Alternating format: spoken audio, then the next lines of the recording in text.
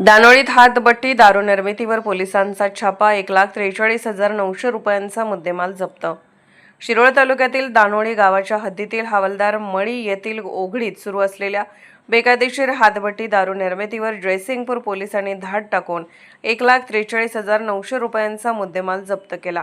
या प्रकरणी एका संशयिताविरुद्ध महाराष्ट्र दारूबंदी अधिनियम 1949 अंतर्गत गुन्हा दाखल करण्यात आला आहे।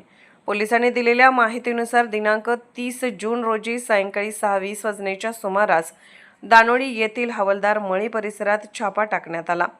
यावेळी बंडू अण्णासो पवार राहणार बेघर वसाहत दानोळी तालुका शिरोळ जिल्हा कोल्हापूर हा बेकायदेशीरपणे हातभट्टीची दारू तयार करताना आढळून आला। छाप्यात 4 बॅरलमधील 800 लिटर गरम कच्चे रसायन, 95 प्लास्टिक पोत्यातील अंदाजे 3,800 लिटर पक्के रसायन, 4 जर्मन डब्यातील 80 लिटर तयार दारू, 4 बॅरल, 4 सरपोच पाईप, 95 प्लास्टिक पोती तसेच जळाऊ लाकूड असा एकूण 1,43,900 रुपयांचा मुद्देमाल जप्त करण्यात आला आहे। SK news, Jaysingpur.